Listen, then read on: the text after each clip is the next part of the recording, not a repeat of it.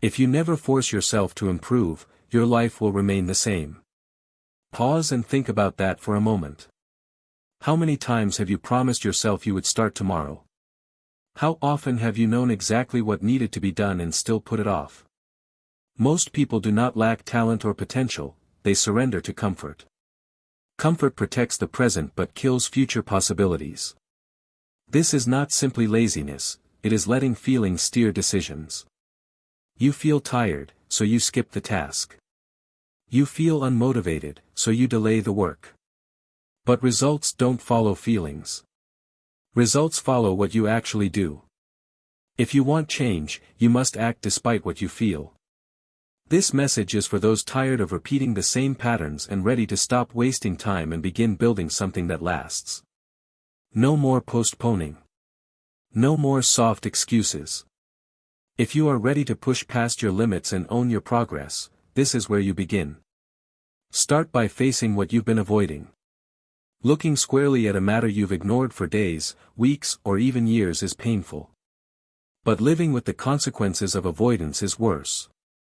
Each morning you carry a mental load, an unfinished project, a habit you promised to break, a conversation you dodged, a decision left in the shadows.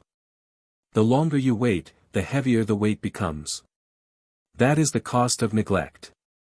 Real improvement does not begin when conditions are perfect, it begins when you stand up and confront what is holding you back. That moment of confrontation is the birthplace of change. People wait for a perfect day to restart. They tell themselves they will begin next week, after the weekend, or when they feel ready. The truth is there is no ideal day. There is only today. If you do not decide to face it now, you rarely will later. So if something inside you signals avoidance, stop turning away. Growth starts the moment you decide you are done pretending everything is fine. You do not need to be perfect to start. You need honesty. Honesty about what you have been dodging, honesty about where you slipped, honesty about the patterns that steal your time, energy, and potential. It is not gigantic ambitions that break people, it is the small lies they tell themselves daily. The quiet bargain they make with their weaker side, the inner whisper that says, "You'll do it tomorrow." That whisper is an enemy disguised as kindness. It protects your comfort at the expense of your future. It sounds soft, but it builds a hard life. If you want to get momentum, you must let actions speak louder than promises. Break that silent agreement with inertia. If your room is messy, clean it. If your finances are out of order, open the accounts and look at the numbers. If your health is sliding, move your body and choose a nourishing meal today. Not tomorrow. Today. The moment you address a problem is the moment you reclaim control. Problems hide in darkness. When you shine action on them, they shrink. People don't fail because they are weak, they fail because they demand to feel strong before acting. That logic is backwards. Action creates feeling. Strength emerges after doing the difficult things, not before. The person you want to become is already inside you, but behind the things you keep avoiding. I have met people from many backgrounds with diverse talents and dreams. The differentiator between those who move forward and those who stagnate is not luck, family, or money. It is the decision to face hard things rather than to run away. You don't need a new course or another self-help app. What you need is courage and consistent discipline. Stop asking how you feel and start asking what needs to be done. Begin small if required, tidy your workspace, reply to an overdue email, go to bed on time, drink water, apologize if you should, finish a task you left halfway. Small actions can appear trivial, yet they accumulate. Each small completion rebuilds confidence brick by brick. When you act, even if it feels minimal, your mind begins to trust you again. Your self-respect recovers. You stop being a passenger in your life and begin directing it. That is power. That is ownership. That is growth. No one is coming to save you. No one will wake you up early and solve your problems for you. You must show up when no one applauds. That is real progress. That is what separates people who talk about change from those who create it. You already know the areas of your life that need attention. You do not need more time to decide. You need responsibility. Growth is not about doing more for the sake of being busy, it is about doing what matters. It is about choosing the area of your life you have neglected the longest and saying enough. Decide to fix it. When you face one neglected issue, your energy changes. Your identity shifts. You feel capable. You begin to trust yourself. That is where the transformation begins, not as an idea, but in reality. Self-improvement is not a trend, it is a personal promise. You don't act only when motivated, you act because you respect yourself. Every day you ignore what matters is a day you break that promise. Every time you act, even in a small way, you rebuild it stronger. There is no shortcut to growth. There is only the practice of doing what must be done without delay, without excuses, without running away. Avoidance does not make life easier. It weakens you. You are not here to be weaker. You are here to get stronger. You are here to push yourself into becoming the version of you that commands respect, the one who takes charge, keeps promises, and handles pressure. So, if there is something you have been avoiding, deal with it today. Don't wait for a perfect feeling. You will not feel ready. Be finished with waiting. Stand up. Fix what's broken. Handle the mess. Do the uncomfortable. The longer you postpone, the further you get from the person you want to be. Once you confront and resolve what you avoided, you breathe differently, walk differently, think more clearly, and your trust in yourself grows. You will see that growth was always on the other side of action. If you want to improve, start there. Stand up and handle what you have been ignoring. That is the first step to real change. That is how the climb begins. Once you take that step, everything else begins to move, not because life is easier, but because you have become stronger. That strength, that daily choice to face what matters, is how you force yourself to improve day after day. Look around the spaces you inhabit. Your room, your desk, your inbox, your phone, every corner holds evidence of your choices. Clutter and disorder are not neutral, they reflect the standards you tolerate and the attention you give to your life. If your surroundings are chaotic, your mind will be noisy. If your digital life is overflowing, your focus will be fractured. You can't build clarity, discipline, or momentum inside a swamp of unfinished things. The state of your environment either supports the future you want or sabotages it quietly and consistently. That is why this work matters more than you think. Begin by taking responsibility for what you can control immediately. You do not need a manifesto, a motivational seminar, or a fancy planner to start. You need to clear the small, visible things that constantly remind you of what's undone. Throw away the trash, fold the clothes that have been on the chair for days, put away the dishes, wipe the surfaces, and organize one drawer. Make your bed. Create a clear, usable surface where your thoughts can land. This is not about perfection or vanity. It is about sending a message to your brain: you can manage your world, you can complete small tasks, and you are someone who does not tolerate chaos as a default. Cleaning and organizing are acts of reclaiming attention. They are physical commitments that translate into mental stability. When you remove visual noise, you reduce the number of microdecisions your brain must make each day. That reduction frees mental energy for the things that matter: thinking deeply, planning clearly, working with presence. A tidy environment isn't a reward for future productivity, it is the foundation of it. When your desk is clear, you begin work without friction. When your room is calm, sleep comes easier and mornings are less reactive. These outcomes are not trivial. They compound. Don't underestimate the power of momentum that comes from small wins. Start with one manageable task and finish it. That single completion creates a tiny sense of competence that nudges you toward another action. Clean one shelf, and you'll likely be motivated to clear the next. Respond to one overdue email, and suddenly the path to answering the second becomes easier. Momentum grows from completion, not from grand plans. The discipline of finishing small things flattens resistance for larger endeavors. If you wait for massive inspiration to tidy your life, you will wait forever. Begin small, and let the chain reaction carry you forward. This applies to the digital world as well. Your phone is a living room for distraction. Your email is a to-do list that never stops shouting. Notifications, unused apps, hundreds of open browser tabs, these are not harmless, they fragment your attention and steal focus. Do a digital sweep, delete apps you don't use, archive old emails, clear your downloads folder, close tabs that linger from last month.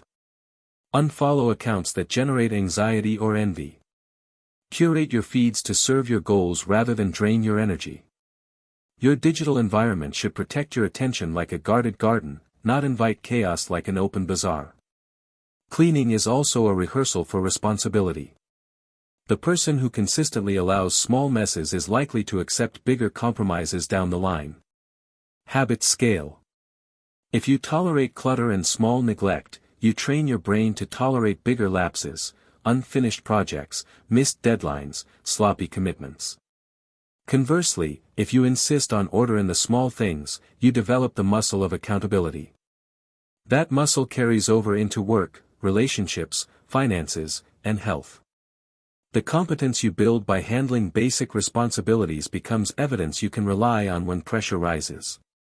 There is a psychological truth in the act: you don't clean to prove anything to others, you clean to prove something to yourself. That evidence matters more than an admiring glance. When you walk into a room you've tidied, you feel different. Things are easier to find, decisions come faster, and you waste less time. Your environment becomes a partner rather than an antagonist. You begin to respect your time and space, and that respect translates into how you treat your schedule, your commitments, and your goals. If you hate the chore of cleaning because it feels meaningless, reframe it as a tactical move, not moral labor. You're not performing virtue, you're removing friction. You're clearing the runway so the plane of your life can take off. Approach it with a mindset of experimentation, set a 20-minute timer and tackle a corner. See how that small investment changes your mood and productivity. This low barrier prevents overwhelm and invites repetition. Repetition builds habit. Habit builds identity. Another overlooked dimension is the relationship between environment and creativity. People often claim they need chaos to be creative, but most productive creators cultivate controlled environments that allow ideas to flourish.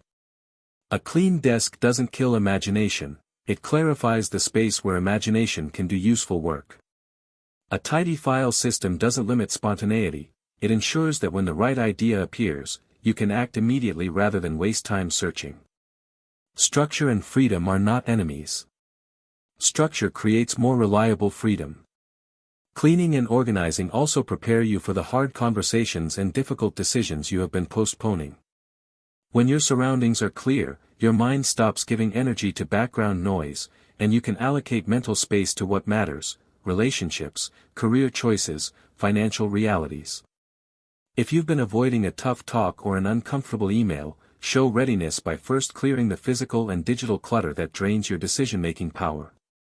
You'll notice the difference when you sit down with the intention to act. Your focus will be sharper and your courage more accessible. Finally, treat the maintenance of your environment as an ongoing practice, not a heroic one-time event. Doing a massive clean once and letting things slide afterward is not growth, it's a temporary fix. Put small systems in place: 10 minutes at the end of the day to clear surfaces, a weekly inbox purge, a monthly declutter session. Small, consistent rituals keep your environment aligned with your ambitions. Those rituals are not restrictive rules. They are scaffolding that supports your long-term capability. In the end, the state of your surroundings is a mirror of the state of your life. When you decide to care for them, you send a message to yourself about what you value. You declare that your time, your attention, and your energy are worth protecting. That declaration ripples outward: you think clearer, act with more intention, and begin to build a routine that supports growth. If you want to get better, start with where you stand. Clean the space you occupy and the space you use. The rest will follow. Following through on the commitments you make to yourself is the single habit that separates people who drift from people who advance. It is easy to set intentions when you are inspired, to write plans when you are optimistic, to promise big changes when you feel charged. The test comes later, on the ordinary days when enthusiasm is low, distractions are high, and everything inside you whispers, "Not today." Those are the moments that define whether your goals become reality or remain good intentions. Promises kept in private build character. Promises broken in private erode trust. If you want to become the kind of person who gets things done, start by treating your own word as sacred. Most people make the mistake of turning their feelings into instructions for life. They tell themselves they will act only when they feel like it, and so progress becomes a function of mood. That logic is backwards. Waiting for a surge of emotion is unreliable because emotions fluctuate constantly.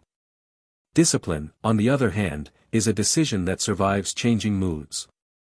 When you choose to act despite not feeling like it, you create a new baseline for behavior. You prove something to yourself, that your commitments are not optional, that your integrity matters more than temporary comfort. This practice rewires how you respond to pain, boredom, and inconvenience. Action breeds motivation much more consistently than motivation breeds action. On the days you drag yourself to the task, you will notice a subtle shift, resistance softens, focus arrives, and momentum builds.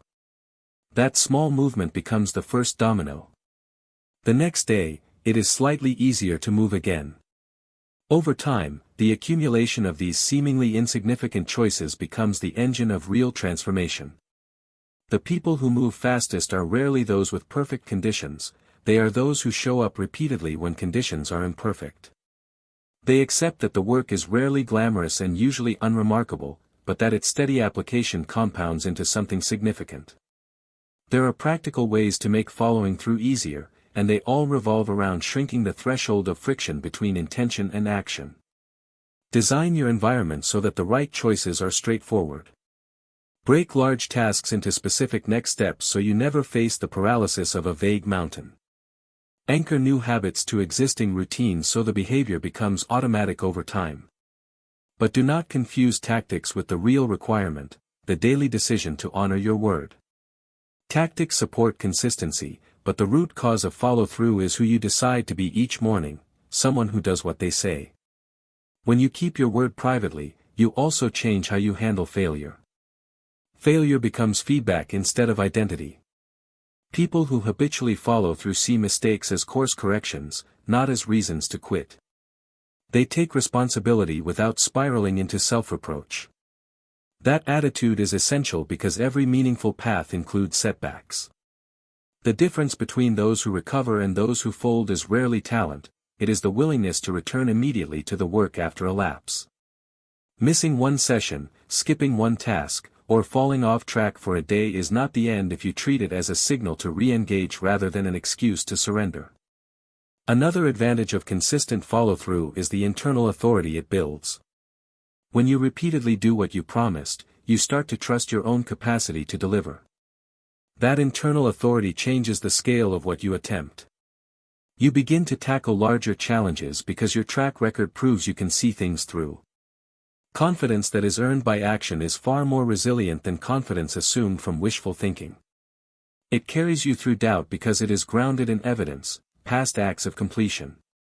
Accountability helps, but it is not a substitute for self-reliance.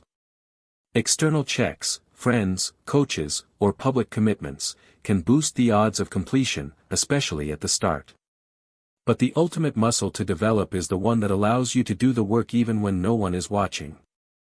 Cultivate internal standards by making small, enforceable promises to yourself and following them without exception. That discipline compounds. Make a tiny promise for today and follow it. Make another tomorrow. Each kept promise builds a ledger of reliability that your future self can draw on. This practice also influences how you handle priorities. People who follow through well are ruthless about choice because they understand time is finite. They stop being seduced by endless bright ideas and focus on finishing the commitments they already made. That focus is liberating. It prevents scattering energy across too many projects and forces depth rather than constant starting. Depth creates quality. Quality creates results. Results reinforce identity. It is a virtuous cycle that begins with the act of finishing what you start. Emotions will always try to get you off course. Boredom will tempt you to switch tasks. Fear will tempt you to delay. Excitement will tempt you to begin new things without finishing old ones. The only antidote to these emotional derailments is a habit of completion. Train yourself to treat the discomfort of finishing as different from the pain of failing. Finishing is an activity that demands attention, failing is a narrative you tell yourself when you avoid it. When you choose completion, you short-circuit the stories that justify delay. There is also a social dimension to the habit of keeping your word. When you reliably do what you say, people notice. Opportunities come because others start to trust you with responsibility. That trust is earned in private, not in announcements. It is quiet reputation work that pays dividends in career, relationships, and collaboration. Conversely, a pattern of broken promises, no matter the excuses, erodes trust and closes doors. Building a reputation for completion is one of the most underrated strategic advantages anyone can cultivate. Start with small experiments, make 3 promises you can keep within a week and honor them without exception. One could be trivial, like reading a page of a book each night, another could be practical, like replying to an overdue email, a third could be slightly uncomfortable, like scheduling a difficult conversation. Keep them. No exceptions. Notice what happens to your internal voice when you deliver. Notice how your ability to commit to harder things improves. That evidence will create momentum and gradually expand what you believe you are capable of. Finally, remember that following through is a moral practice more than a productivity trick. It is about becoming a person whose inner life matches outward behavior. When your actions align with your promises, your life narrows into clarity and your energy stops being wasted on self-doubt. You free up emotional bandwidth for creativity and boldness. You stop bargaining with yourself. You become someone whose word holds weight, beginning with the one voice that matters most, your own. The way you speak to yourself shapes the life you build. That inner commentary, quiet, constant, automatic, becomes the operating system for your decisions, your confidence, and your endurance. Most people underestimate how corrosive negative self-talk is because it's familiar.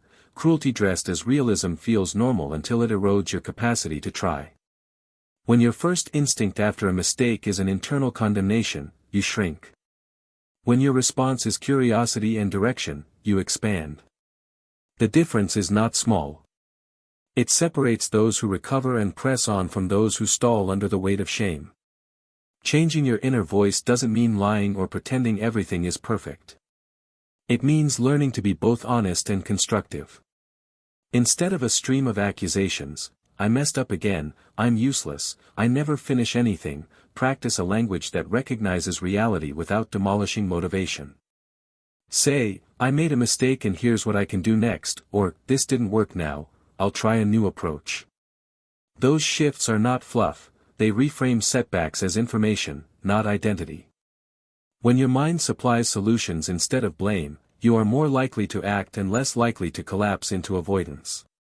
Treat your self-talk like a training program. You wouldn't coach an athlete by focusing only on past failures, you'd map out drills, adjustments, and the next measurable step. Do the same for yourself. When you notice a negative thought, pause and interrogate it briefly. Is it fact or interpretation? What tiny corrective step would reduce the heat of this problem? Replace the wall of criticism with a single, practical next action. The momentary discipline of redirecting your inner speech compounds into a different mental habit.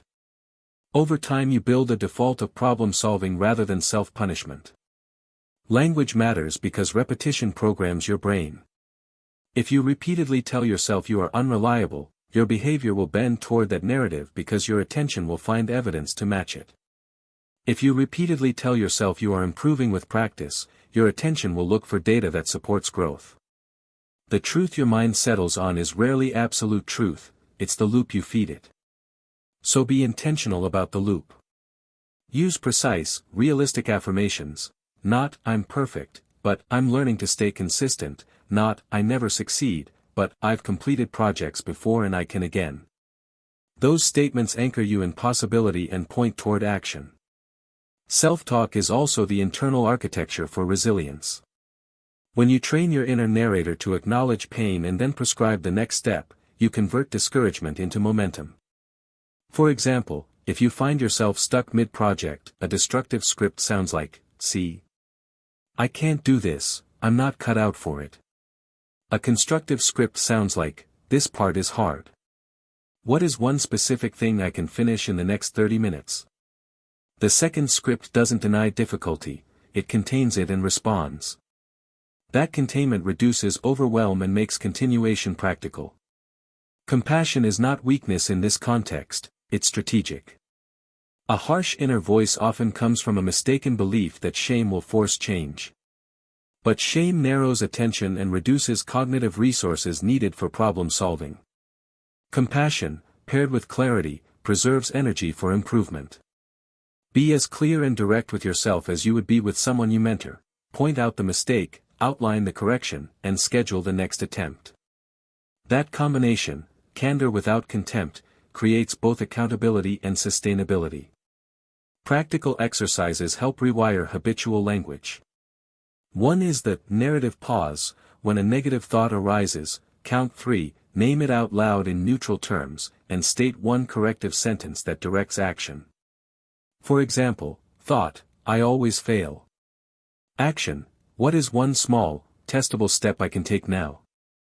Another exercise is journaling a short, correction log each evening. Note one thing you did poorly, one lesson, and one tactical step to improve tomorrow. This keeps focus on solutions and turns learning into a habit rather than a punitive loop. Remember the distinction between identity statements and behavior statements. Identity statements, I am a failure, I am lazy, are traps because they harden into self-fulfilling prophecies. Behavior statements, I missed my target today, I avoided this task, are honest and reparable. Frame setbacks as behaviors to be adjusted rather than identities to be owned. That frees you to experiment, iterate, and keep trying without the emotional collapse that identity-based thinking creates. Adjusting self-talk also affects your social interactions. When you internalize kinder, more pragmatic language, you carry it outward. You become less defensive, more accountable, and clearer in requests and boundaries. People respond to that authenticity and calm. Conversely, someone who constantly narrates their failure tends to shrink in relationships and professional settings, often preemptively withdrawing or apologizing. Changing your inner script can therefore unlock better collaboration, clearer leadership, and more effective communication. It's important to be patient with this process. Rewiring habitual speech patterns takes time and deliberate practice. You will slip back into old phrases, that is expected. When it happens, notice the relapse without drama and return to the corrective strategy. Each successful redirection is a deposit in your psychological bank account. Over months, those deposits transform how you approach risk, discomfort, and persistence. Finally, link your internal language to external rituals. When you replace, I'm hopeless, with, I can try one more tactic, back the thought with a concrete ritual, schedule a short focused work block, set a 5-minute timer, or call a mentor. Thoughts alone are not enough, they require action to become credible. Pairing supportive self-talk with immediate, small behaviors builds proof that your new language is valid, which in turn strengthens the language itself. Your inner voice is not fixed. It can be tuned, disciplined, and trained to serve your goals. Make it a coach rather than a critic. Speak with realism, but fold into that realism a plan for what comes next. When your internal narrative becomes an engine of problem solving instead of a catalog of flaws, you'll find the courage to start again and the stamina to continue. The person you respect begins with the way you talk to yourself. Change those words, and the life you build will follow. What you do when no one is watching determines the person you become. The quiet choices, the ones you keep to yourself, are the scaffolding on which your identity is built. Public victories are often the visible result of long private practices. The daily grind, the small acts of consistency, the private promises you keep, these are the true measures of progress. If you learn to value those unseen moments, you change the trajectory of your life more effectively than any flashy breakthrough could. There is a discipline to solitude that people often misunderstand. Being alone with your responsibilities does not mean you are lonely in effort, it means you are cultivating internal authority. You are training the reflex that says, I follow through. That reflex becomes your default, so when external pressure arrives you have a store of behavior to draw upon. Conversely, when your habits are loose and your standards slide in private, public pressure exposes the gaps. The work you do in private eventually becomes the reputation you carry publicly. This is not about secrecy, it is about integrity. Integrity shows up in tiny ways. It is honoring the small agreements you make with yourself, writing a page, replying to an important message, practicing for 20 minutes, choosing water over another cup of coffee, showing up to a meeting prepared. These acts accumulate. Each one adds a small credit to your sense of reliability. Over time, those credits compound into a strong identity, someone who does what they say. And when you begin to trust your own reliability, the rest of life, relationships, career, creativity, begins to operate from a different baseline. You no longer need external validation to sustain momentum because you've built your own internal economy of trust. The challenge is that these private choices are invisible. They rarely generate applause or immediate reward. That is why the discipline must be for you first, not for others. The reward is not always dramatic, but it is durable. The quiet work of finishing what you start gives you leverage you can borrow from when times are hard. It reduces the emotional volatility that comes from a life lived by impulse. It smooths the edges of stress because you have reliable practices you can call upon when unpredictability hits. To cultivate this inner reliability, create enforceable rules you can maintain without negotiating. Don't make your standards dependent on how you feel. Set actions with clear triggers and simple next steps. For example, rather than saying, I'll write when I'm inspired, define, when my day begins, I will write for 20 minutes before checking email. The clarity removes debate. It converts good intention into habit by shortening the decision process. Small, clear rules are easier to keep than vague aspirations because they ask less of your willpower in the moment. Another key is to design for simplicity. Complexity invites avoidance. If a habit requires too many steps, your brain will find an excuse. Reduce friction by preparing the environment for the action you want. Put your running shoes by the bed, pre-pack your bag the night before, keep your work area ready. The fewer barriers between intention and action, the more likely you are to follow through. This is not manipulation, it is wise engineering of your behavior. Accountability can accelerate progress, but it should augment your internal standards, not replace them. Share commitments with someone who will hold you gently but firmly. Public declarations and check-ins can create an external nudge that helps embed a habit initially. But the ultimate goal is to internalize the discipline so that your actions don't rely on outside pressure. Use accountability as a bridge, not a crutch. There will be days when you fail. Expect that, and plan for it. Failure is not fatal unless you let it dictate the next move. Build a method for recovery, a quick assessment, one corrective action, and a return to routine. Avoid the catastrophic thinking that turns small lapses into identity-level judgments. Missing a day of practice does not make you a quitter.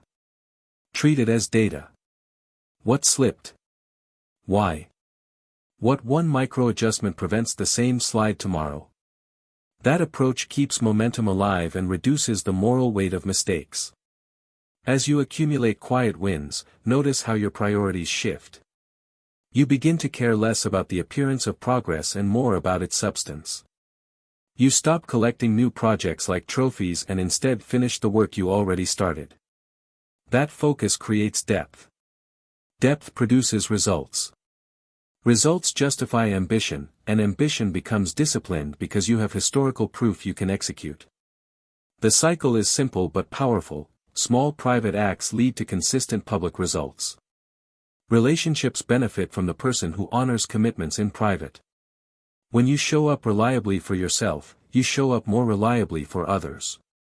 People sense authenticity, they do not mistake polished proclamations for lived character. Trust in relationships is often a reflection of one's internal steadiness. If you are someone who keeps small promises, you become easier to trust with the big things. That is why building private integrity is also a strategic move in creating better partnerships, teams, and opportunities. Finally, remember that this discipline is not punishment. It is a gift to your future self. The person you become because of small reliable actions will be grateful. You are not depriving yourself of pleasure, you are investing in an identity that can earn richer pleasure, deeper satisfaction, and more meaningful freedom.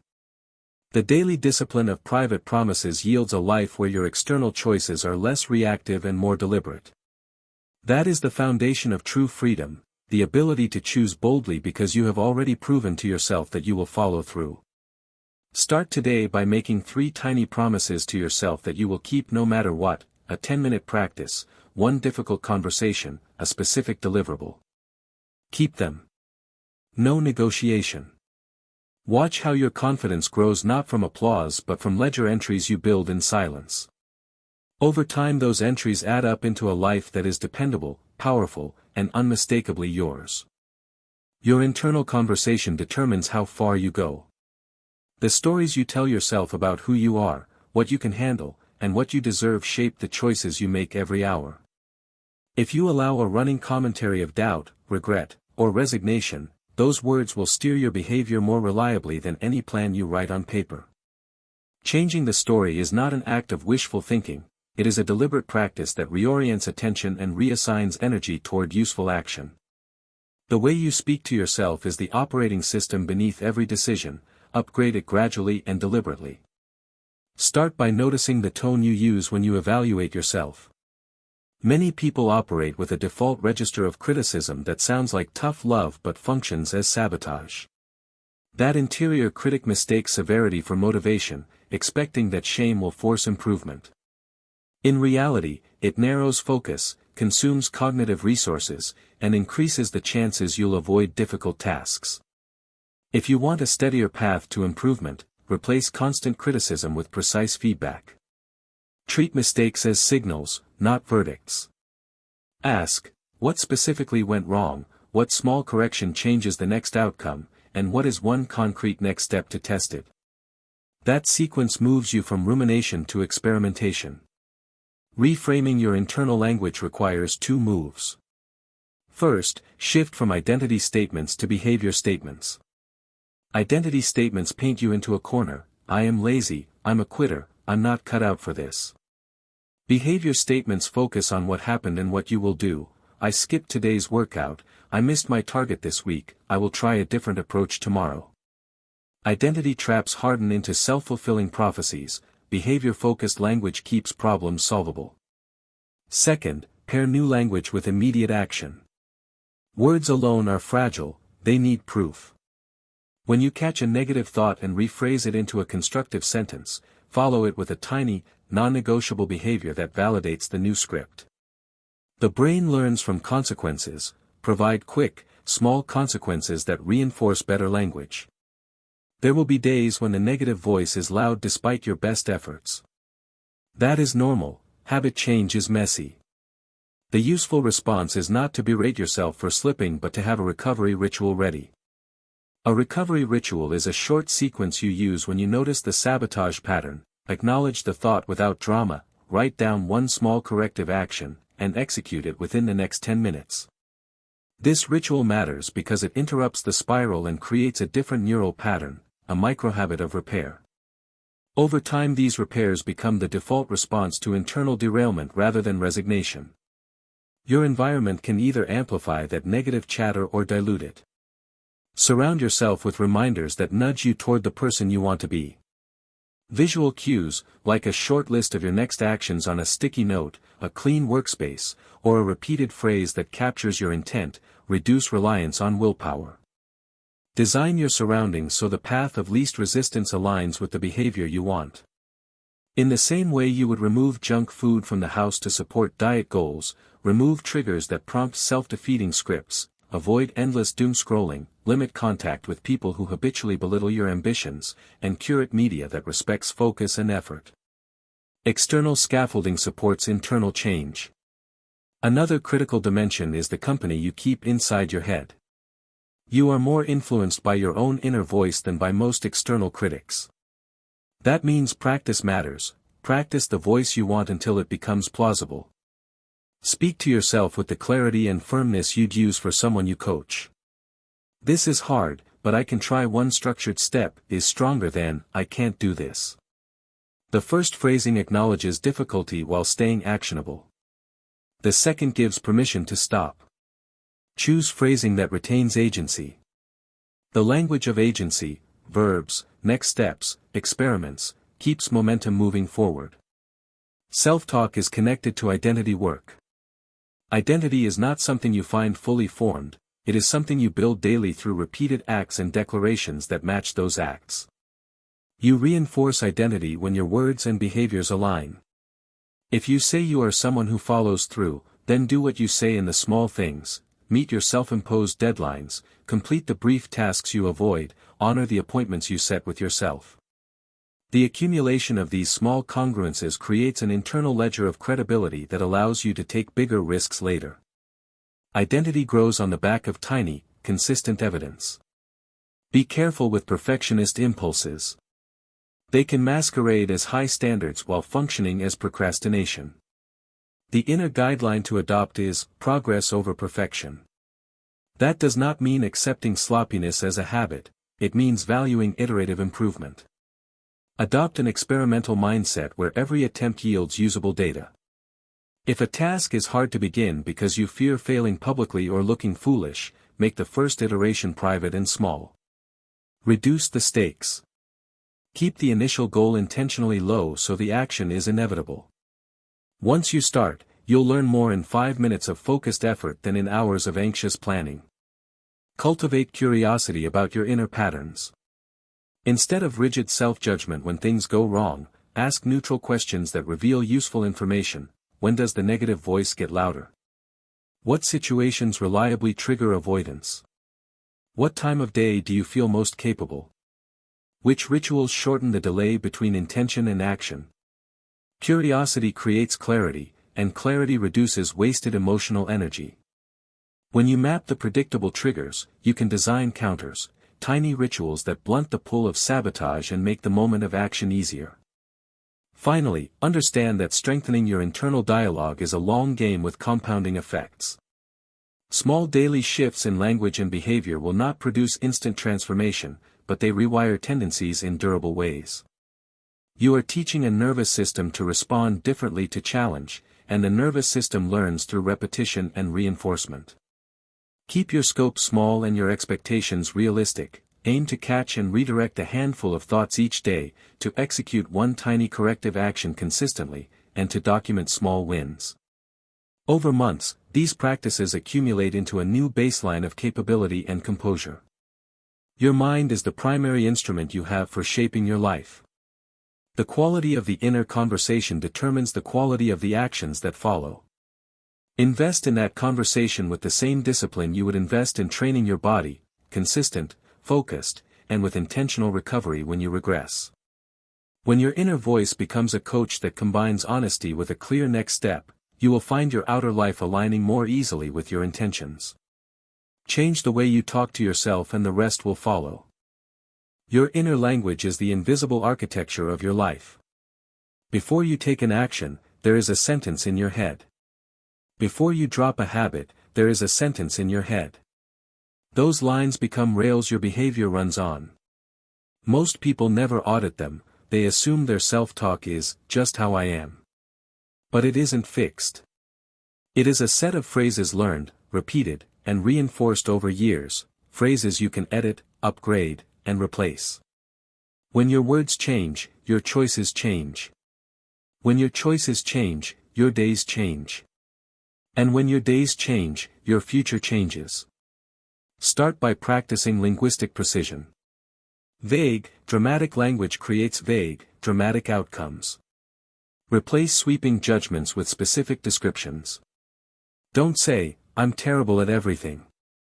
Say, "I mishandled today's meeting, next time I'll prepare a 3-point agenda." Don't say, "I never stay consistent." Say, "I skipped 2 sessions this week, I'll anchor the habit to my morning coffee tomorrow." Precision shrinks the problem to something you can move. Drama expands it until you freeze. The moment you name the smallest next step, you reclaim momentum. Build a vocabulary bank that supports effort, not excuses. Some words are traps: always, never, doomed, ruined, worthless. They harden into absolutes and steal agency. Retire them. Shift to words that keep you mobile, learning, adjusting, iterating, testing, exploring. When you say, "I'm testing a new approach," your brain looks for methods.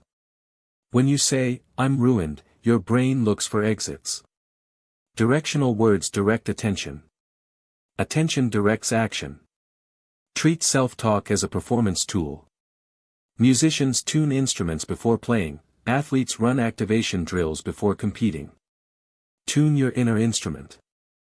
A simple pre-task script can set the tone: I will work on one clear outcome for 25 minutes. Distractions get parked.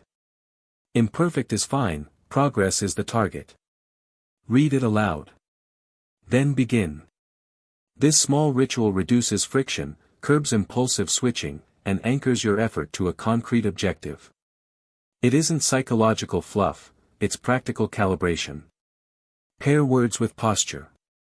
Your nervous system listens to the way you sit, breathe, and move. Slumped shoulders and shallow breathing tell the body to conserve energy and avoid stress. Open posture and steady breaths prime focus and persistence. When you catch a defeatist sentence, "I can't handle this," pause, sit tall, inhale for 4, exhale for 6, and rewrite the line, "I can handle one piece of this now." The posture and the phrase co-train your state. Over time, this coupling becomes automatic: better words call better body calls better words. Create a repair loop for the days when your self-talk slides into sabotage. The loop is simple: notice, name, nudge. Notice the line, "This is pointless." Name it neutrally, discouragement thought. Nudge with a question that reopens choice: what's the next tiny action that would make this less pointless? Then do that action within 10 minutes. The time limit matters. It prevents rumination and builds a reflex: when the spiral starts, I respond with movement. Recovery becomes a skill, not an accident. Curate inputs that influence your inner monologue. The content you consume and the people you engage with seed the phrases you repeat. If your feeds are saturated with cynicism, your head will be too. If your circle trivializes effort, your self-talk will echo that dismissal. Audit and adjust: follow builders, not spectators, read creators, not chronic critics, spend time with people whose language respects difficulty and values persistence. You're not insulating yourself from reality, you're choosing a signal over noise so your internal narration stays aligned with growth. Use if-then statements to pre-commit responses to predictable triggers. If I feel the urge to check my phone during deep work, then I will write one sentence before making a decision. If I miss a training session, then I will do a 10-minute recovery session before dinner. These micro-policies convert wishes into protocols. When the moment arrives, you don't negotiate with mood, you execute the pre-decided line. That is how you protect goals from the weather of emotion. Upgrade your questions. Much self-talk is just low-quality questioning masquerading as truth. Why am I such a failure? Yields self-accusation. What pattern led to this result? Yields data. How do I fix everything? Overwhelms and stalls. What is one bottleneck I can relieve today? Focuses. Your brain is an answer machine. Write better prompts. Answers to useful questions generate useful action. Answers to emotional traps generate emotional loops. Link identity to behaviors you can verify. Saying, "I'm disciplined," is fragile if it isn't grounded in daily proof. Instead, I'm someone who honors a 30-minute focus block each morning. The sentence describes a repeatable act. Every time you perform it, you earn the identity. That earned identity is resilient, it survives bad days because you can restore it tomorrow with action.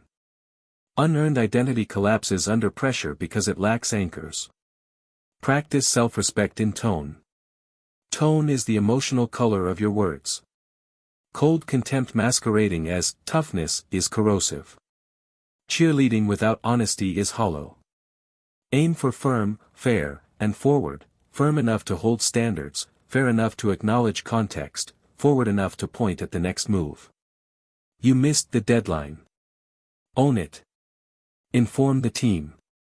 Ship a revised plan by noon.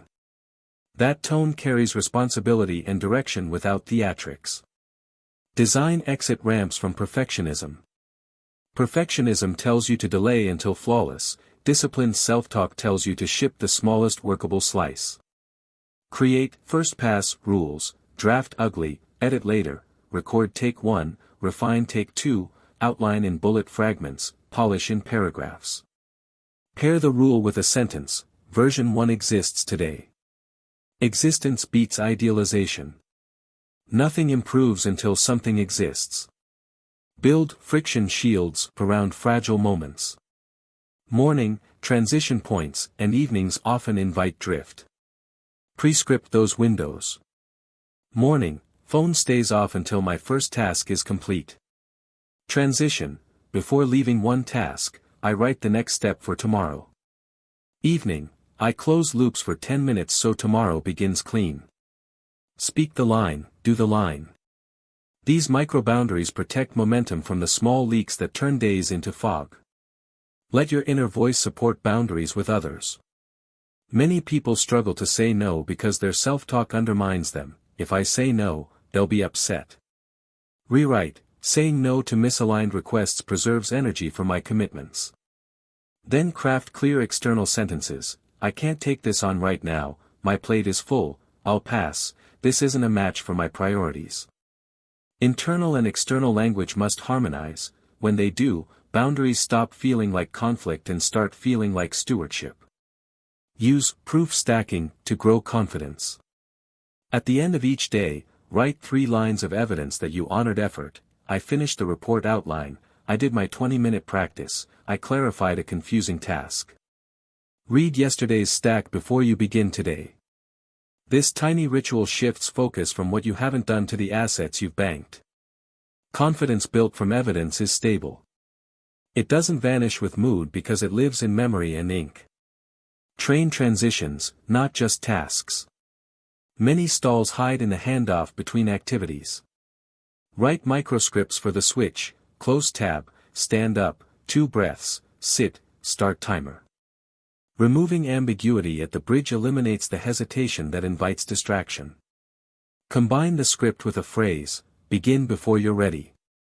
That line neutralizes the urge to wait for perfect clarity. Starting creates clarity.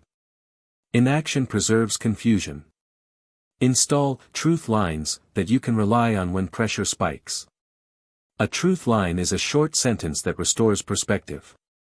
Examples: hard is not harmful, finish small, not big, 1 brick at a time, do the next honest thing. Write yours. Keep them visible, lock screen, sticky note, notebook cover. When panic or apathy hits, recite the line and act on it. Ritualized truths become anchors that keep you from drifting into narratives that collapse agency. Remember that self-talk influences collaboration and leadership. Teams mirror the language of their leaders. If your inner speech is calm, accountable, and solution-oriented, your external speech will be too. You'll ask for clarity instead of assigning blame. You'll define outcomes instead of venting. You'll set expectations in sentences that people can act on. We're behind, here's the adjusted plan, here's who owns what, here's the next checkpoint. That kind of language turns anxiety into movement. Practice micro-courage with words just ahead of your comfort. Not declarations that feel fake, but lines that stretch you slightly. I can make progress in the next 15 minutes, I will ask for feedback even if it's uncomfortable, I'm capable of resolving one difficult conversation today. Say the line, then make it true with a small act. Courage grows by successful reps, your nervous system calibrates to the new level and what used to feel daunting becomes ordinary. Document your scripts. Don't rely on memory alone. Create a personal operating manual with sections: pre-work ramp, mid-work recovery, post-work close, tough day protocol, boundary language, truth lines. Keep it short. Review it weekly. Update phrases that feel stale. Add new ones that worked. This manual isn't motivational wallpaper, it's a practical toolkit that keeps you consistent when stress and noise pull you off course. Use the future self check-in to refine language. Write a short note from the version of you 6 months ahead who has done the work. Here's what I kept saying during tough weeks, here's the sentence that got me moving when I froze, here's the boundary that protected my focus. Read the note when you waver. Borrow strength from the identity you're building. The brain responds to coherent stories, give it one that positions you as capable and committed. Protect silence. Your best sentences arrive when the noise lowers. Schedule quiet blocks without inputs, no feeds, no podcasts, no calls. In that space, listen for the lines that ring true. Write them. Language that emerges from stillness often has more utility than language absorbed in a rush. It carries the weight of intention rather than the residue of other people's urgency. Above all, keep the relationship with your inner voice collaborative. You don't need an inner dictator or an inner cheerleader. You need an inner partner, honest about gaps, constructive about next steps, committed to long-term alignment. The partner's job is not to punish you into progress, it's to shepherd effort toward outcomes. When that partnership is steady, setbacks lose their drama. Pain becomes part of the process, not a verdict. And the daily practice of speaking to yourself with clarity and respect becomes the quiet engine that powers your work. You can't outsource this. You can borrow tactics and learn phrases, but the editing of your internal script is a responsibility only you can fulfill. Start today with one upgrade, replace one absolute with a specific, one complaint with a question, one delay with a tiny action. Then repeat. Repetition is the teacher, and the lessons compound. Weeks from now you will recognize the difference: steadier mornings, calmer pivots, faster recoveries, cleaner finishes. Not because life eased up, but because the voice guiding you got better. Progress is built on choices, not moods. When you stop letting your feelings set the schedule and start letting priorities set the schedule, everything changes. The hours don't expand, but your results do, because your attention is no longer dragged around by impulses. The modern world is engineered to steal your focus: alerts, feeds, endless invitations to react. If you want a better life, you must reclaim your attention and allocate it deliberately. Your attention is capital. Spend it on work that compounds, not distractions that evaporate. Begin by designing days around a few meaningful outputs rather than a long list of busywork. Choose one core objective for the morning and one for the afternoon.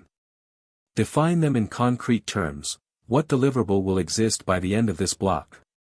When a block has a named outcome, it pulls you forward. When it's vague, work on project, you drift. Specificity reduces friction. Clarity tightens focus.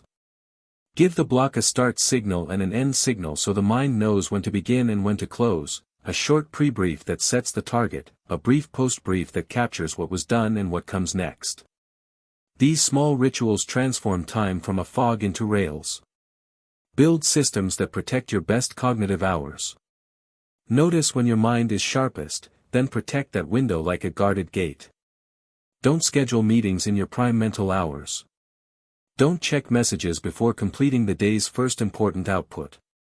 Make your morning a runway for depth, not a dumping ground for other people's requests.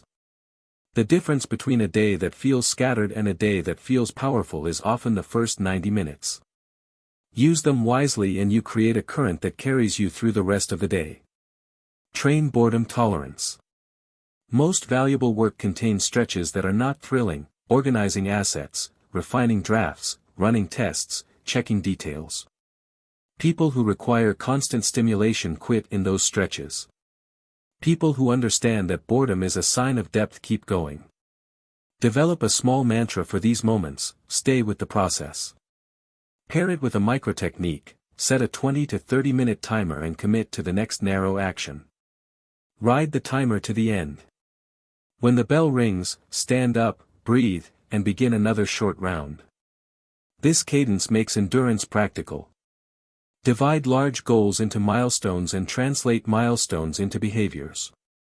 Goals like launch the product are too big to act on. Milestones like complete the beta are closer but still broad. Behaviors like finalize the onboarding sequence by Thursday afternoon are actionable.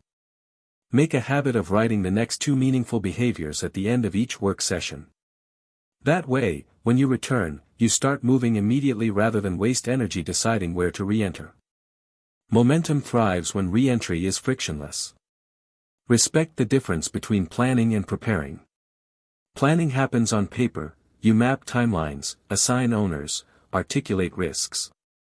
Preparing happens in reality: you lay out tools, clear the workspace, preload files, gather references, remove distractions. Many people plan well and prepare poorly. The result is a perfect plan that collapses at execution because the environment resists movement. Make preparation a standard. Before each deep work block, take 3 minutes to set the stage physically and digitally. Preparation is not a delay, it is fuel. Measure progress in ways that reinforce effort. If you only measure outcomes you can't fully control, views, sales, responses, you train your brain to chase validation instead of consistency. Balance external metrics with internal measures: number of deliberate work blocks completed, number of drafts shipped, number of system improvements implemented, number of recovery rituals used after a lapse. These metrics keep you anchored in the domain of control and provide reliable feedback loops for adjustment. Practice single tasking like a craft. Task switching burns attention and resets context repeatedly, which leaves you exhausted without producing much. Think of focus as a channel. When you keep the channel stable, you build depth. When you keep flipping channels, you never get past the preview. Pick one channel and stay. Use visual markers to affirm your choice: a card on the desk with the task name, a timer on the screen, documents relevant to the work visible and others closed. Remove decision points that invite switching. If you must change tasks, make the change intentional: close the loop on task 1, write down the next step, then open task 2 and set a new target. Rely on standards, not moods. Standards are predecided behaviors you execute regardless of how you feel. For example, I begin my first deep work block within 15 minutes of sitting down. I write a status summary before leaving a project. I stretch for 5 minutes after every hour of focus. These are not glamorous, but they build scaffolding. When everything feels chaotic, standards hold the structure. When you're tired, standards carry you through the first minutes that are hardest. Once you move, momentum helps. Without standards, every moment becomes a negotiation with emotion, and emotion usually wins. Develop a mess to order habit. At the end of a work block, resist the urge to sprint away. Take 5 minutes to convert the session into a clean state: label files, archive drafts, capture lessons, write the next step. You are not just tidying, you are making tomorrow easier. Order shrinks startup friction and reduces excuses. It also tells your mind that the work matters, which subtly boosts the respect you have for your own efforts. The person who leaves chaos invites delay, the person who leaves clarity invites action. Build anti-fragility, systems that get stronger with stress. Don't avoid heat, design for it. For each major project, write down 3 predictable stressors and pre-plan responses. If a collaborator misses a handoff, you have a contingency task ready. If a tool fails, you have a simple manual method to keep progress moving. If your focus dips, you have a 10-minute reset protocol. When stress hits and you execute a pre-made response, confidence grows because you didn't evaporate. You absorbed the hit and continued. Create a weekly review that is honest, brief, and operational. Look at your commitments, identify the 2 most impactful deliverables due next week, and reduce them to the smallest next steps. Note 1 lesson from a failure and 1 from a success. Clean the slate, archive irrelevant tasks, say no to requests that don't belong, simplify the schedule. This review is not about judgment, it's about steering. You update the map and continue the journey. Use constraints to focus creativity. Infinite options are paralyzing, small boxes liberate. Set constraints like 1 page, 1 hour, 1 theme, 1 prototype. Constraints narrow the field and push you to produce rather than hover. After you ship the constrained version, you can expand. But the first version must exist for improvement to be possible. Excellence emerges from iteration, not perfectionism. Practice skill acquisition with an eye for leverage. Choose skills that unlock multiple outcomes: clear writing, structured thinking, basic design, calm communication under pressure, learning tools quickly. Build practice rituals that make these skills a regular part of your week. Treat each session as a rep, not a performance. Collect small gains quietly. Over months, these abilities become force multipliers that make every project smoother and every collaboration cleaner. Handle decision-making with decisive honesty. Hard choices linger when you try to make them painless. Accept that the right decision often carries a cost, and make it anyway. Write out the decision, list the true trade-offs, pick the path aligned with your highest commitments, and act. Move before you seek universal approval. Clarity arrives after motion. When decisions stack up unmade, they drain energy every hour. Make them, absorb the discomfort, and recover in action. Design recovery like you design effort. People try to push indefinitely and then collapse. That pattern ruins consistency. Build micro-recovery that fits inside the day: short walks, stretches, breath breaks, a cup of water, a few minutes with eyes off screens. Don't treat recovery as cheating, treat it as maintenance. A rested mind produces better work in less time. Respect the machine that produces your results. Keep a friction journal.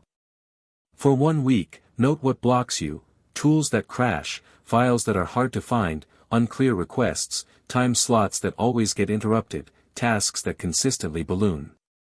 Then remove 1 friction point per week.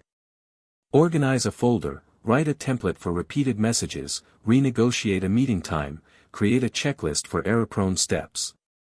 Over time, the reduction in friction will feel like an increase in talent. It isn't talent, it's engineering. Learn to say no without drama. Every yes carries a hidden cost in attention and energy.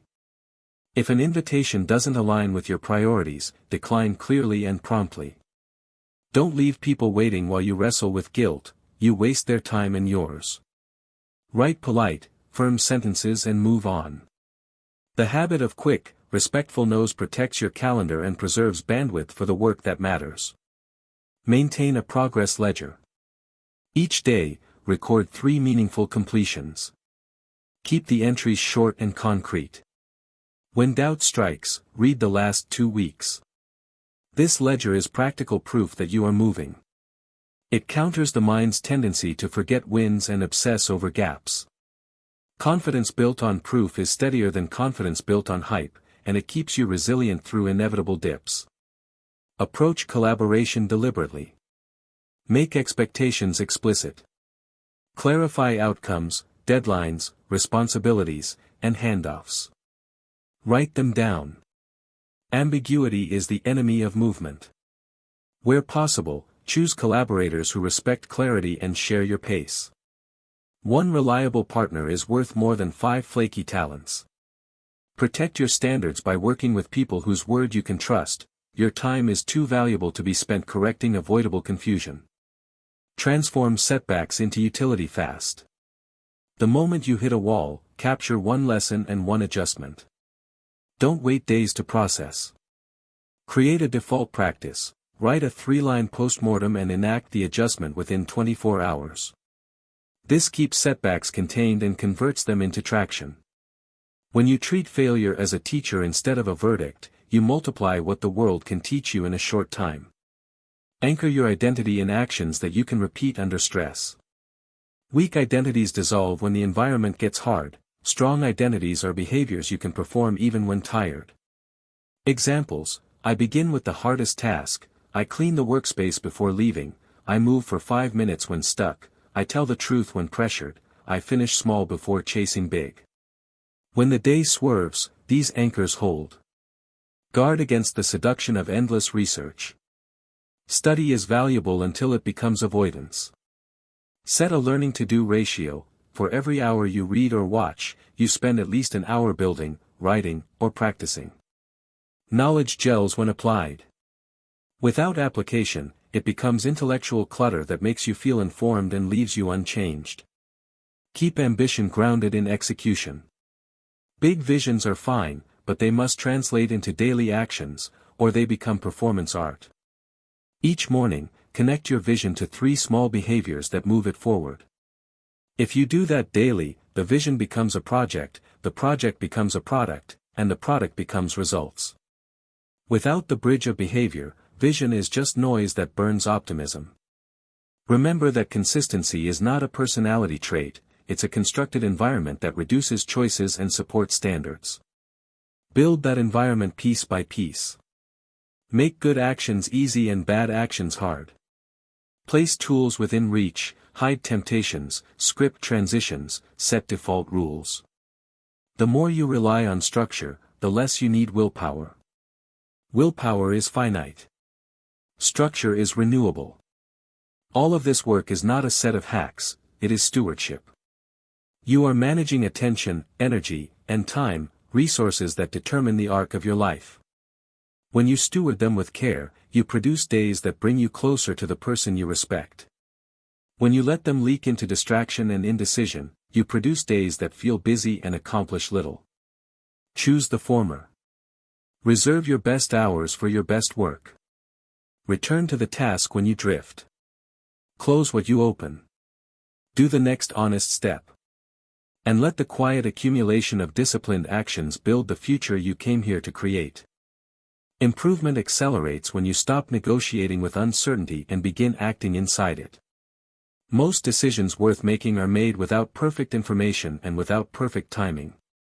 Waiting for total clarity is a sophisticated form of procrastination. Move with partial data. Commit to a direction. Adjust as feedback arrives. The skill is not predicting perfectly, it's navigating honestly. When you accept that uncertainty is a permanent feature of meaningful work, you free yourself to advance one step at a time without demanding guarantees before you begin. Acting inside uncertainty requires you to choose a horizon. A horizon is the distance you are willing to see before you decide. For complex efforts, set near horizons: a week, a sprint, a single deliverable. Define what good enough looks like at that distance, and move. Long horizons are for vision, not for daily navigation.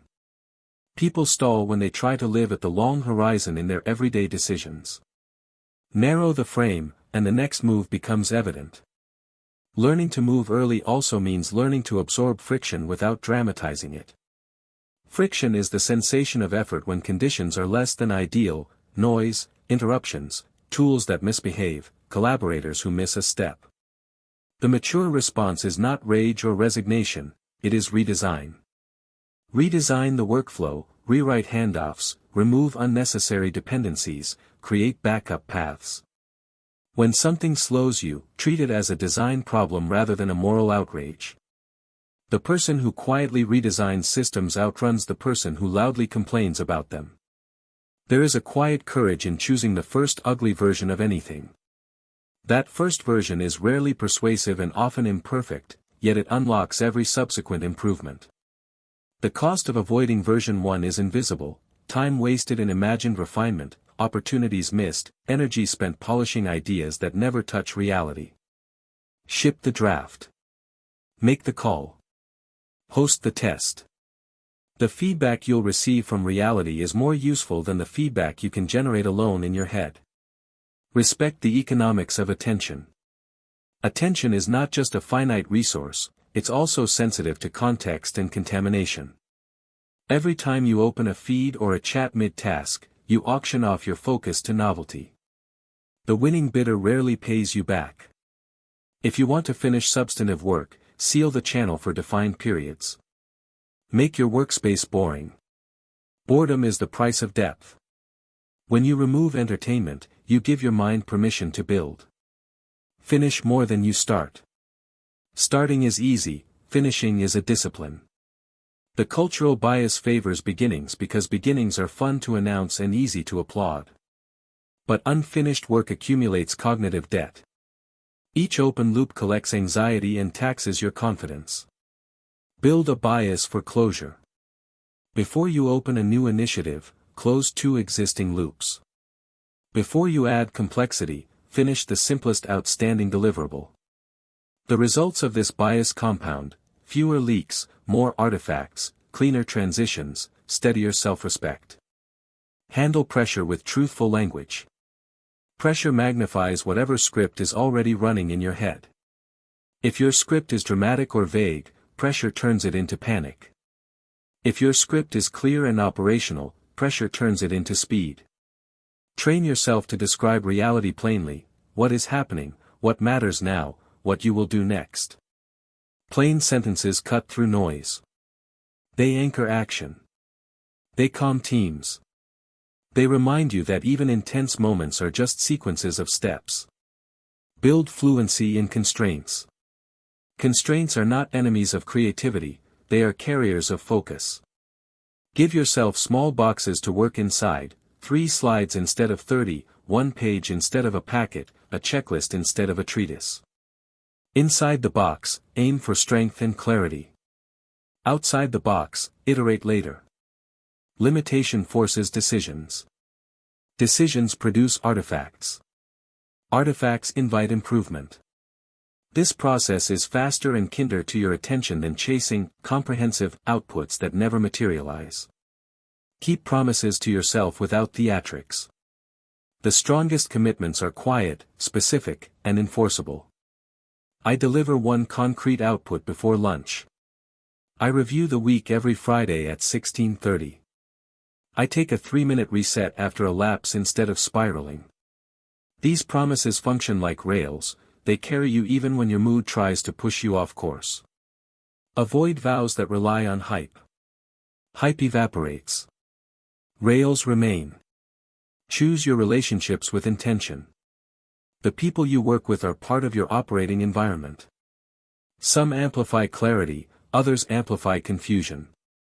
Some make the hard parts lighter, others make the easy parts heavy. Align with people who honor agreements, who communicate plainly, who respect boundaries, who recover quickly after mistakes. And become that person for others. Reliability is not merely a trait, it is a set of practice behaviors: arriving prepared, documenting handoffs, confirming decisions, telling the truth quickly when things go wrong. Practice decision hygiene. Many choices become impossible because they are framed messily. Clean the frame. Write the decision in 1 sentence. List the 2 to 3 real options. Note the principle that guides you. Choose, then act within 24 hours. If information is truly missing, define what single piece would change the decision and obtain it. Otherwise, move. Hygiene removes performative analysis and converts thinking into outcome. Learn the difference between fatigue you should push through and fatigue you must respect. Push through the sluggishness that appears at the start of focus, it's the brain resisting context change. Respect the fatigue that appears after sustained work or intense emotional load, it's a signal to recover. Recovery is not indulgence, it's capacity maintenance. Walk, breathe, stretch, stare at something far away, touch something real and simple. Small recoveries sprinkled through the day keep you from collapsing later. Protect solitude. Even in collaborative environments, you need private time where your attention is not negotiating with others. Solitude is where you integrate, plan, and decide. It is where your voice becomes audible again after a morning spent listening. Without solitude, your days fill with reacting and empty of steering. Reserve it. Honor it. Use it for the work that only you can do.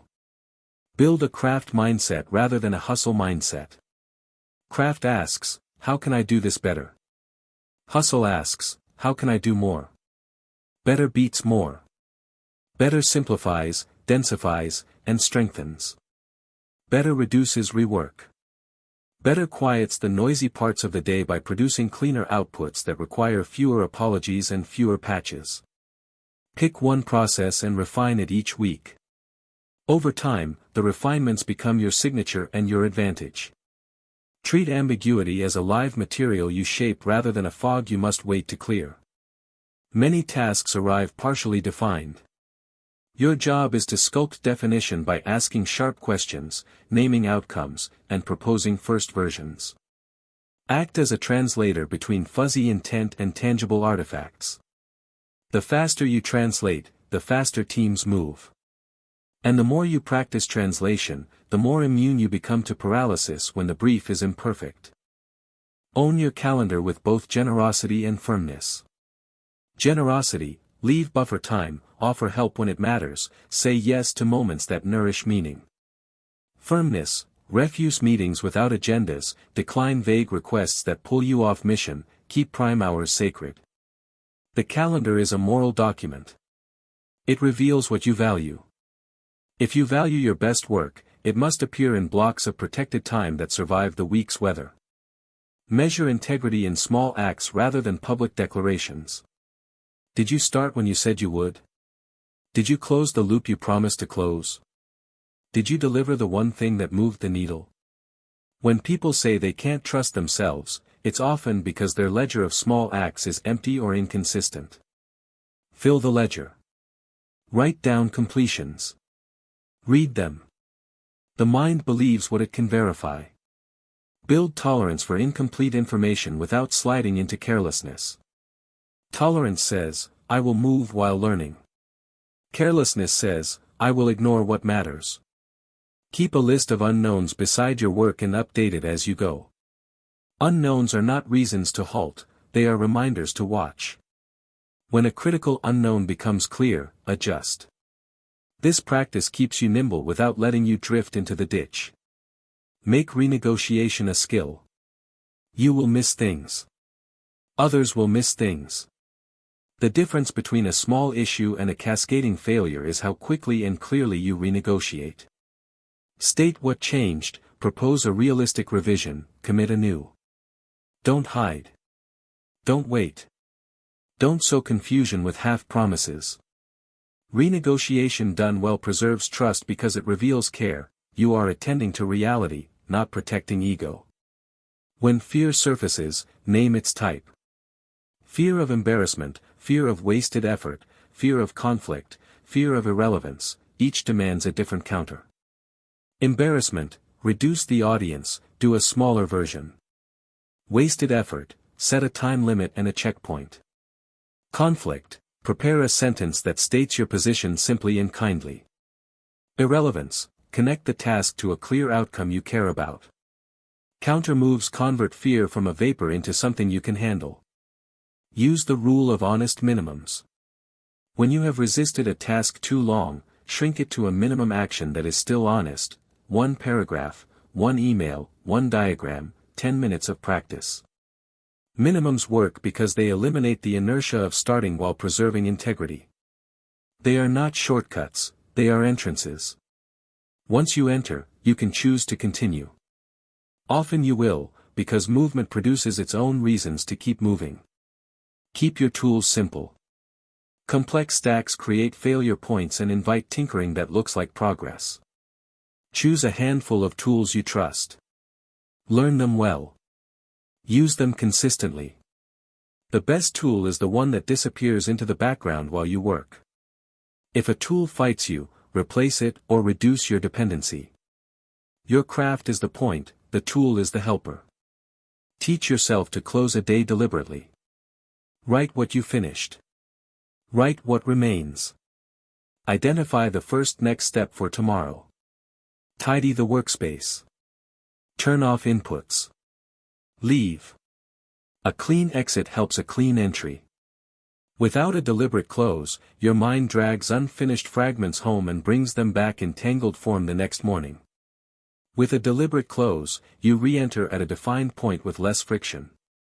Recognize that the line between growth and stagnation is often drawn by how you respond in the dull middle, the stretch after the initial excitement and before the visible payoff. The dull middle is where most people wander away. Decide not to. Build rituals that carry you through, fixed work blocks, tiny rewards, end-of-day recaps, weekly resets. When you preserve momentum through the middle, you reach the stage where outcomes appear and energy returns. That stage feels like luck from the outside but is simply endurance made visible. Above all, hold yourself to the steady practice of making honest progress daily. Progress can be humble, one focused hour, one decision clarified, one deliverable shipped, one friction removed. If you stack these days, complexity yields. Chaos thins. Confidence rises, not from slogans, but from evidence. You will begin to see that improvement is not a sprint toward a dramatic finish but a reliable cadence of small, unglamorous moves performed with care. And that cadence, protected and repeated, becomes the quiet engine that carries you into the future you are building. Sustained improvement is the art of building a life that moves even when your feelings stall. It is not a single breakthrough, nor a surge of inspiration, nor a string of lucky days. It is a designed cadence, intentional starts, honest middles, clean finishes, repeated until momentum feels like gravity. When you stop making progress conditional on mood and start making it conditional on a few non-negotiable behaviors, you cross a threshold. The work becomes less about fighting yourself and more about following rails you laid deliberately. Think of your days as engines you assemble. The parts are simple: a clear first act, a focused main block, a modest second block, and a closing ritual. The clear first act sets one outcome, removes obvious distractions, and begins before comfort arrives. The focused main block tackles the hardest piece while your mind is fresh. The modest second block finishes or advances a supporting task, often with lower cognitive intensity. The closing ritual documents completions, writes next steps, and restores order. These parts fit together into movement. You do not need perfection. You need an engine that starts reliably and recovers quickly. Design your effort with margins. Margins are buffers of time and energy that make room for surprise without breaking your system. They are not wasted hours, they are resilience. When you leave a small margin around key commitments, you absorb delays, failures, and miscommunications with composure. Without margins, every irregularity becomes a crisis because your calendar and your energy have no slack. The point of improvement is not to eliminate variability, it's to become robust to it. Robustness is quiet power, fewer panics, more adjustments, cleaner delivery. Aim for clarity in outcomes, not complexity in process. Complex processes seduce intelligent people. They feel sophisticated and look impressive, yet they produce friction and invite avoidance. Clarity asks, what is the artifact we will ship? What is the proof of completion? What matters more, volume of activity or quality of result? Reduce a project to a sequence of artifacts, a draft, a review, a prototype, a final, each with a definition you can verify. Working toward tangible artifacts keeps you honest. You are either closer or not. You can see it. Practice the discipline of decisive beginnings. The hardest minute is the first one, the moment when you move from thinking to doing, from planning to producing. Treat that minute as sacred. Script it. Stand up, breathe, sit, open the file, start the timer, type the first line. The script is a bridge across hesitation. Once you cross it, momentum assists.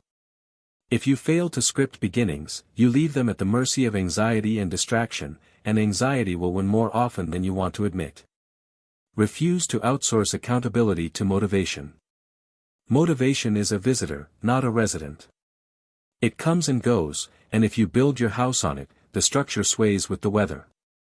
Accountability is a resident you invite and keep, promises to yourself, agreements with collaborators, standards you uphold even when no one is watching. Build accountability into containers, morning blocks, weekly reviews, brief status notes, so that presence does not depend on feeling like it. You begin because the container exists. You continue because the container carries you. Develop a bias for repair. Systems fail, habits slip, relationships strain. Improvement is not the absence of failure, it is the speed and quality of repair.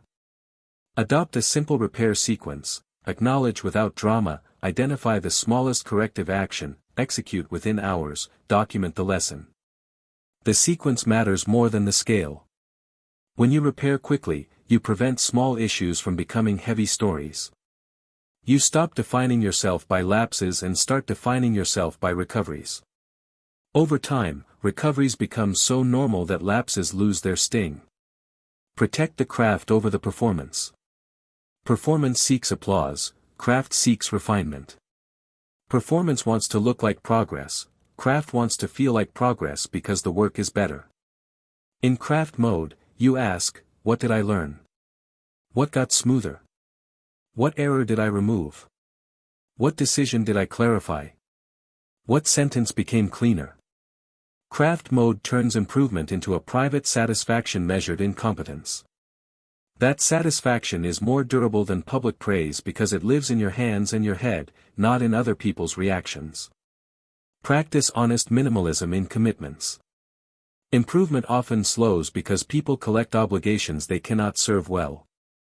You don't get stronger by stacking more weight than you can lift, you get stronger by lifting weight you can handle with good form and increasing it responsibly. If a commitment cannot be executed with integrity, clear outcomes, reliable delivery, respectful communication, decline or renegotiate. Focus multiplies results. Scattering multiplies fatigue. Build continuity across days.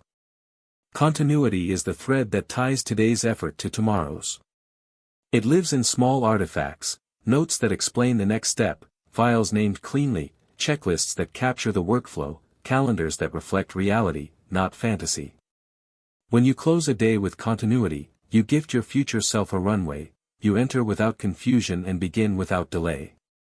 If you routinely end days in a scramble, you force tomorrow to untangle knots before it can move.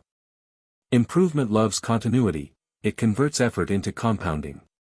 Use discomfort as information, not as a reason to quit. Discomfort has types: the discomfort of stretching a skill, the discomfort of boredom in depth work, the discomfort of interpersonal friction, the discomfort of uncertainty. Each type calls for a different response.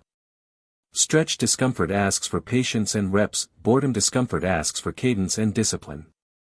Interpersonal discomfort asks for clarity and courage. Uncertainty discomfort asks for iteration and short horizons. Naming the type is half the solution because it prevents generic panic. Treat your calendar as a ledger of values. If you care about health, your calendar should show movement. If you care about craft, your calendar should show deep work. If you care about family, your calendar should show presence. Values without time are wishes. Audit weekly: does your calendar tell the truth about what you say you value? If not, adjust. Improvement is a sequence of honest adjustments made visible in time. Honor transitions. You don't just do tasks, you move between states. The handoff between tasks determines whether you carry clarity or confusion forward. Write a single sentence that defines the next step before leaving a task. Tidy the workspace to remove visual noise. Reset posture and breath. These transitions take minutes and return hours by reducing startup friction. High performers do not rush transitions, they respect them because they understand that speed emerges from clean switches, not frantic hopping. Build small rituals of pride. Pride does not require grand achievements, it can arise from quiet excellence in ordinary actions. The way you organize your tools, the care you take to write clean code or clear sentences, the thoroughness of a handoff document, these are moments where you can feel that you honored the work. Pride reinforces identity. Identity reinforces consistency. Consistency produces results. Results feed pride. The loop is simple and subtle. Use constraints to protect relationships. Clarity about expectations, boundaries on availability, agreed upon cadences for updates, all of these constrain chaos. They don't reduce care, they reduce confusion. People work better when they know what good looks like and when communication will happen. Improvement inside teams is not a mystery, it is a function of agreed rules executed kindly and consistently. Keep your ambition tethered to daily proof. Big ambitions untethered from small proofs become fantasies that drain energy. Tethering happens when you convert the ambition into a weekly artifact, an iteration shipped, a chapter drafted, a system improved, a client served. If a week passes without tethered proof, reduce the scope until proof appears. Ambition grows best when fed by evidence. Evidence arrives when you design for it. Guard against the aesthetic of productivity, the appearance without substance. Colorful boards, intricate tags, performative stand-ups, ornate dashboards can become theater. Tools should make the work easier to do and easier to verify, not harder to configure. If a tool introduces friction without adding clarity, simplify or remove it. The simplest setup that enables consistent output is better than a sophisticated setup that invites tinkering. Tinkering is a soft escape disguised as progress. Make space for silence and reflection. Busy minds generate busy outputs. A few minutes of quiet can deliver a better idea than an hour of frantic activity. Schedule short reflection blocks: what is working, what is noise, what needs to be cut, what needs to be amplified. Reflection is not indulgence, it is navigation. Without it, you drift. With it, you steer. Improvement is a navigational exercise as much as an energetic one. Be generous with credit and rigorous with responsibility. Improvement inside networks depends on trust. Credit builds goodwill, responsibility builds reliability. When something goes well, name who contributed. When something goes wrong, own your part and repair. The combination of generosity and rigor makes people want to work with you. Opportunities follow people who create calm and deliver under pressure. Refine the way you ask for help. Vague requests waste goodwill. Specific requests invite action. State the outcome, the context, the deadline, and the decision you're stuck on. Offer options if appropriate. Respect people's time. Improvement does not mean lone wolf isolation, it means intelligent collaboration. The fastest path is often the path where you ask the right person the right question at the right time. Keep learning visible and applied. Write down one lesson per day and one application of that lesson. The act of writing crystallizes the idea, the act of applying integrates it. Over months, you will accumulate a record of growth that outlives moods. When doubt whispers that you're stuck, read the lessons. See the applications. Doubt weakens when confronted with evidence. Hold a posture of calm urgency. Calm prevents sloppy decisions, urgency prevents drift. The posture appears in your language and your pace: direct sentences, timely actions, clean handoffs, steady follow-through. Panic is loud urgency without calm, apathy is quiet calm without urgency. Improvement thrives in the middle, a grounded tempo that respects time without worshipping speed. Let endings be clean. Endings create the conditions for beginnings. Close projects with summaries, archive assets, capture repeatable steps, express thanks, and release. Carrying unresolved endings into new chapters confuses the mind and clutters the environment. Clean endings free energy. Free energy fuels starts. Starts drive progress. Progress creates outcomes. That chain begins with closure. Above all, remember that the purpose of all this structure is freedom. Not the freedom to do nothing, but the freedom to do what matters without being pulled apart by noise, indecision, and regret. Improvement is the gentle, persistent alignment of your actions with your values, your systems with your goals, your days with your future. It is not flashy. It is rarely dramatic. It is the steady hum of a well-tuned life, the quiet satisfaction of finishing honestly, the accumulating confidence of proof.